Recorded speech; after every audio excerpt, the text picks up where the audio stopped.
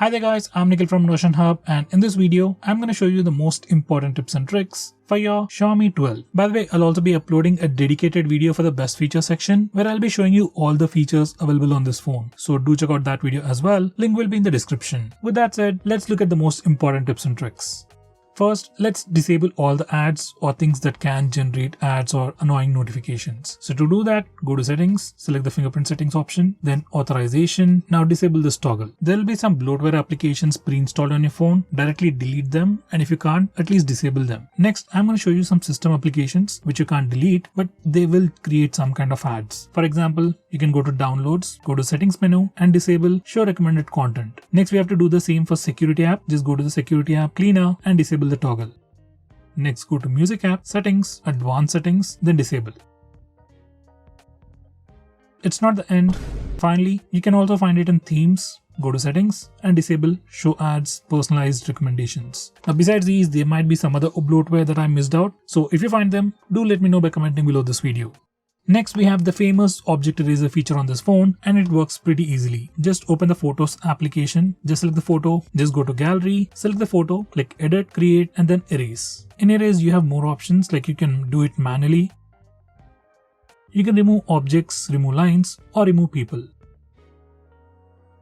Next, we have the bokeh feature where you can turn normal photos into portrait shots. Using this feature, you can change the amount of background blurriness you want, and you also get all these filters which can further improve your portrait shots or the bokeh shots.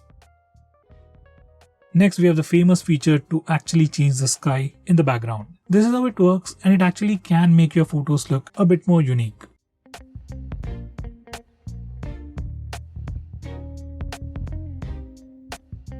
Next, we have Ultra Battery Saver, which is another unique feature available only on this phone. Let's say you have just about 5% of battery and you want your phone to stay alive for 2 to 3 hours. Then you just enable this Ultra Battery Saver. It'll kill all the applications running in the background, restrict your phone's usage, and give you basic features like calls, SMS, and keep your phone alive for the next 2 to 3 hours. This is an amazing feature that you should definitely use.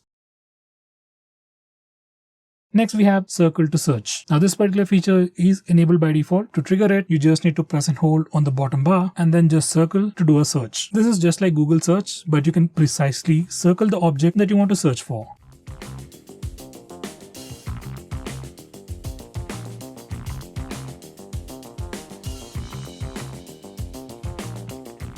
Next, I'm going to show you navigation gestures. Now you can enable from these settings, and once you enable it,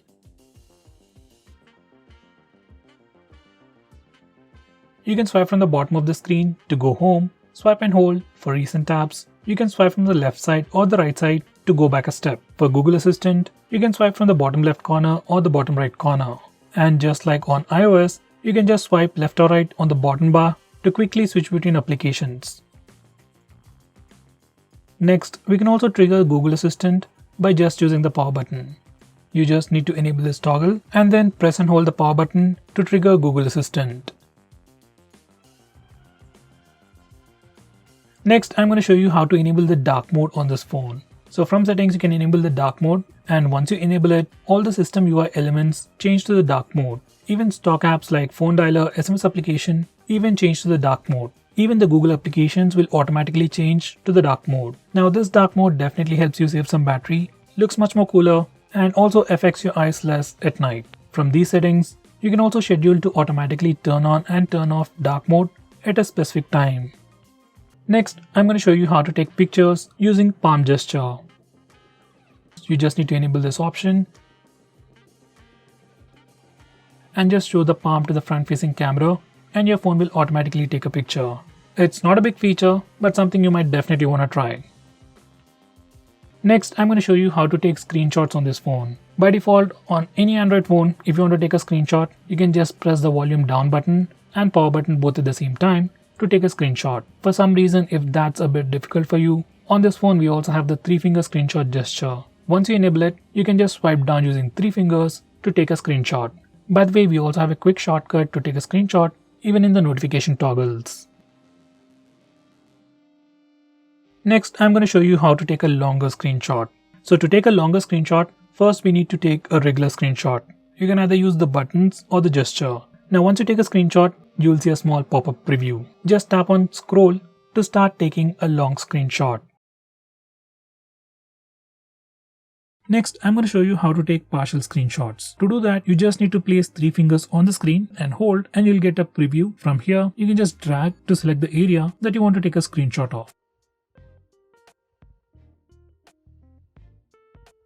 Next, I'm going to show you how to use split screen mode on this phone, or to say how to use 2 applications at the same time. For that, first go to the recent apps. Then click and hold on the application that you want to use in the split screen mode. Then select split screen. Now you can select the secondary app from the list below, or else you can go to the home screen and select the secondary app from the app drawer.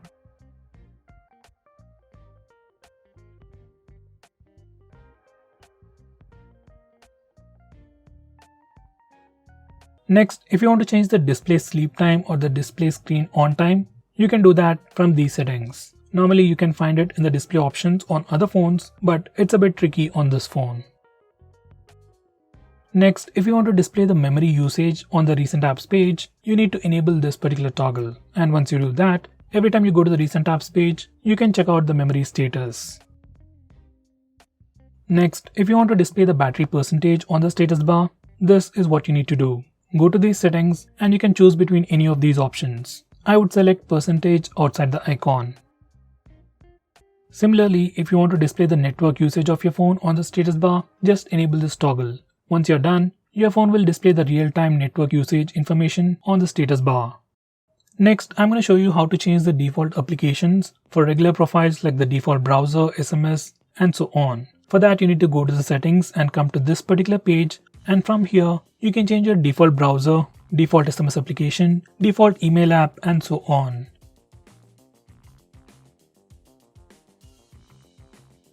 Going on next, if you're someone who's really concerned about privacy about your phone, and if you want to lock few applications on your phone, you can do that on this phone without installing any third-party applications. You can lock applications just like I've shown you in the preview. By the way, you can also have a different password for these locked applications from your phone's password, which is actually a pretty good thing. By the way, we can also use the fingerprint scanner and the face unlock features to unlock the locked applications. For that, we need to enable those options from settings.